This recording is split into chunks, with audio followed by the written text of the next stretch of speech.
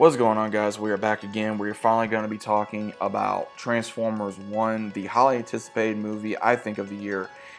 This movie left me speechless. It left me with a lot of questions. And are we going to be getting a sequel? Are we going to be getting a trilogy? There's been a lot of rumors, but sit back, relax. We're going to be talking about Transformers 1. Now, again, this story is pre-Autobot / Decepticon war. We see a lot of tragedy in this film, but we also see a lot of friendship, loyalty that's built between a lot of characters, man. We see between Orion, who becomes Optimus Prime, D16, who becomes Megatron, Alita, who becomes a friend / I would say almost love interest with Optimus as well. I mean, again, take it up for what you will, but that's always it seemed to me. But they are miners mining for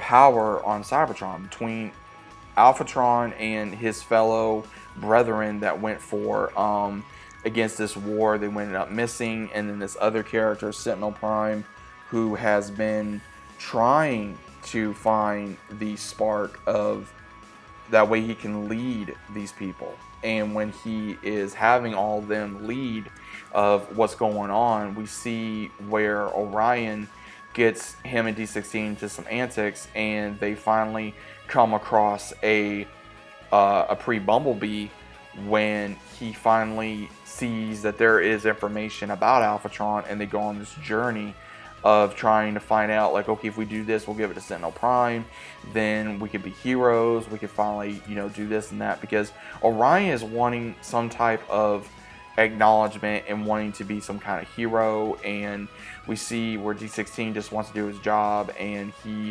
later we see a big change in him becoming Megatron. And what I will say is, during this journey of going onto the surface and then finding out what happened with Alphatron, that him and among the other primes were betrayed by Sentinel, because Sentinel wanted control of Cybertron, and he was going to be selling all this to their enemy. And when that finally happened, and when it's revealed that he not only stole the ability to transform from all of the miners and all the workers so he could have control over them, and when he finally does this, it shows, oh my gosh, he's a traitor, he's this, he's that.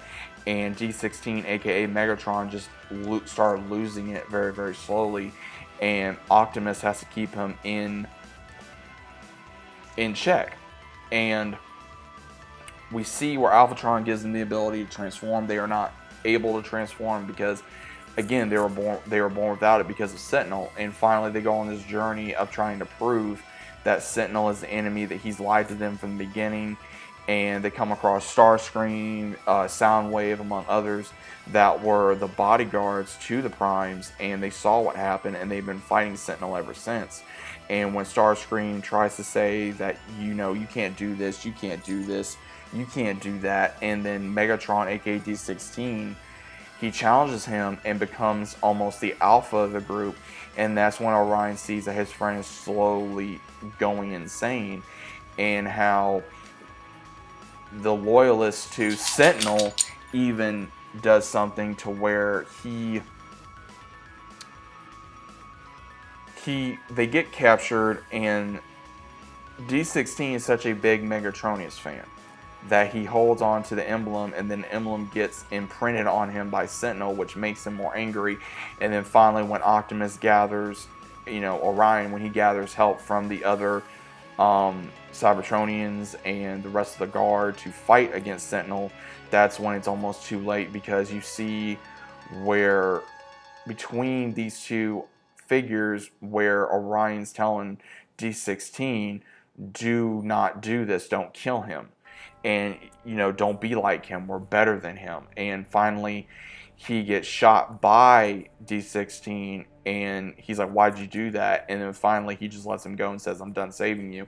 And that's when he becomes Megatron. And when he's finally wanting to take out Sentinel, he does in front of everyone. And then that's when Orion becomes Optimus, going deep down into Cybertron and becoming a Prime. And he fights or, D16, aka Megatron, and then he banishes him from their city, but he takes a good amount of militia with him.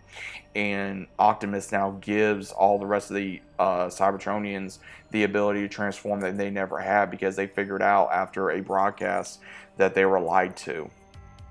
And that's what makes a good majority of them follow Optimus. But then this is the beginning of the war between the Autobots and the Decepticons, and that's how the movie ends, is Optimus claiming that there's going to be a war, they're going to be ready, and we're going to be slowly going into, I think, the next film of seeing the war between the Autobots and Decepticons, which I'm excited for, because we didn't get to see that very much other than in flashbacks and video games, the comics, etc. And we finally got to see that now becoming what everyone has been wanting to see within the franchise of Transformers. But this movie, I really enjoyed. The animation was amazing.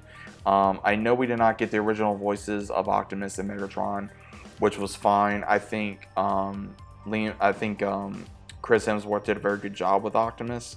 I think Scarlett Johansson did a very good job with Alita.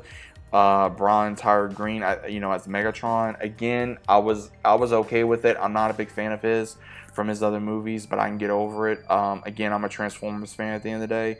We had the legendary Lawrence Fishburne as Alphatron, which was awesome. This made me feel like a little boy again, from watching Beast Machines, Transformers, Beast Wars.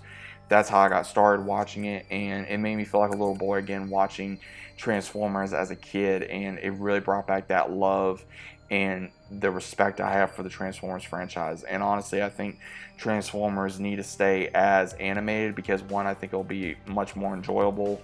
I think it'll be better for not only story-wise, drama-wise, action-wise, and more enjoyable for the audience because of who originally got to see Transformers growing up like I did, and Beast Wars and Beast Machines and etc.